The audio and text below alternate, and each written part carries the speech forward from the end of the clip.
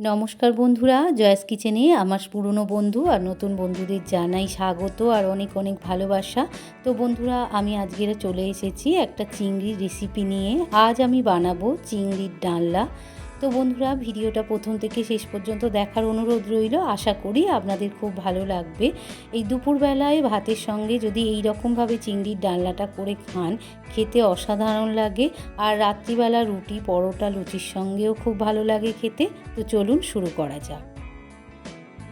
চিংড়ির ডালনা বানানোর জন্য এখানে আমি নিয়েছি চিংড়ি, প্রায় 250 গ্রামের মতো চিংড়ি আছে। চিংড়িটাকে ভালো করে পরিষ্কার করে ধুয়ে কেটে জল ঝরিয়ে নুন হলুদ মাখিয়ে রেখেছি।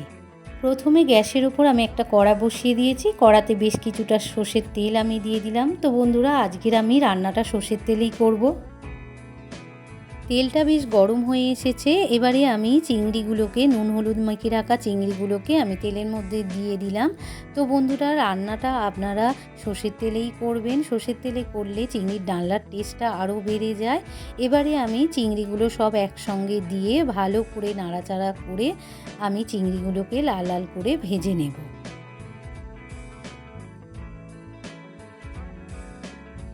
চিংড়িগুলো লাল লাল করে ভাজা হয়ে গিয়েছে। এবারে আমি চিংড়িগুলোকে একটা পাত্রে তুলে নেব।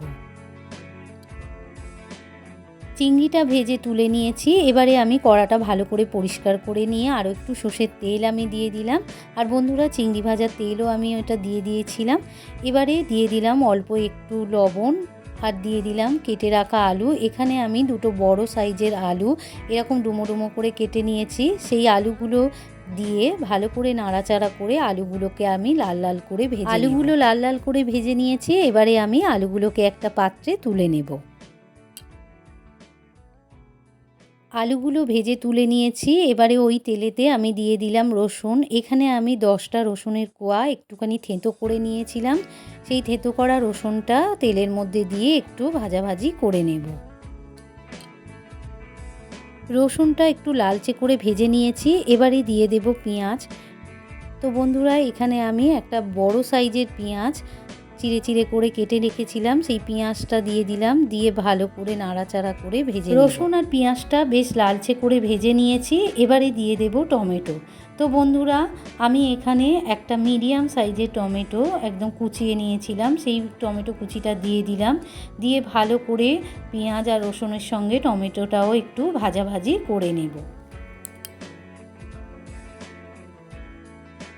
টমেটোটায় সামান্য একটু লবণ দিয়ে দিলাম, যাতে টমেটোটা তাড়াতাড়ি গলে যায়।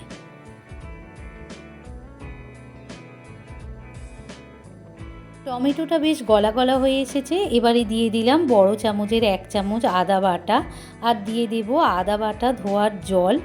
এবারে বন্ধু ভালো করে মিশিয়ে নেব পেঁয়াজ রসুন আর টমেটোর সঙ্গে আদাটাকেও আমি কিছুক্ষণের জন্য একটু কষিয়ে নেব, যাতে আদার গন্ধটা মানে কাঁচা গন্ধটা ছেড়ে যায়। আদাটা হালকা ভাজাভাজি করে নিয়েছি। এবারে দিয়ে দিলাম হলুদ। এখানে আমি ছোট চামচের 1 চামচ গুঁড়ো হলুদ দিয়ে দিলাম আর দিয়ে দিলাম ছোট চামচের 1 চামচ গুঁড়ো লঙ্কা। তো বন্ধুরা, ঝালটা আপনারা অবশ্যই আপনাদের মতো করে দেবেন। এবারে দিয়ে দেব স্বাদ মতো লবণ দিয়ে দিলাম।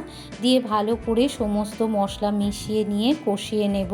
দিয়ে দেব সামান্য একটু জল, যাতে মশলার তলাটা না ধরে যায়।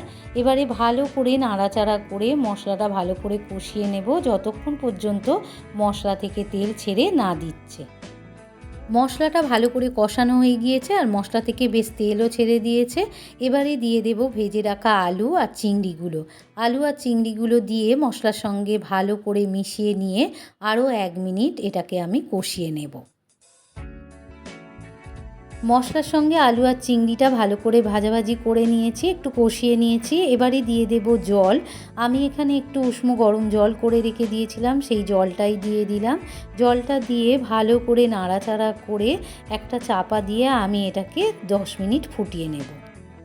10 মিনিট পর আমি ঢাকাটা খুলে নিয়েছি। দেখুন বন্ধুরা, আলুটা ভালো করে সেদ্ধ হয়ে গিয়েছে। এবারে আমি দিয়ে দেব গরম মশলা। এখানে আমি সানরাইসের গরম মশলা অল্প একটু দিয়ে দিলাম। দিয়ে ভালো করে নাড়াচাড়া করে কয়েক সেকেন্ড ফুটিয়ে নেব। নিলেই আমার রেডি হয়ে যাবে আজকে চিংড়ির ডালনা। রান্নাটা আমার কমপ্লিট হয়ে গিয়েছে, আমি একটা পাত্রে নামিয়ে নেব। তো বন্ধুরা, রেসিপিটা আপনাদের কেমন লাগলো? যদি ভালো লেগে থাকে তাহলে আমার চ্যানেলটিকে লাইক আর শেয়ার করে দেবেন। আর বাড়িতে একবার হলেও এইরকমভাবে বানিয়ে খাবেন, দেখবেন খেতে অসাধারণ লাগে। আর বন্ধুরা, আমার চ্যানেলে যদি আপনারা নতুন বন্ধু হয়ে থাকেন তো প্লিজ আমার চ্যানেলটি সাবস্ক্রাইব করে পাশে থাকা বেল আইকনটি প্রেস করে দেবেন।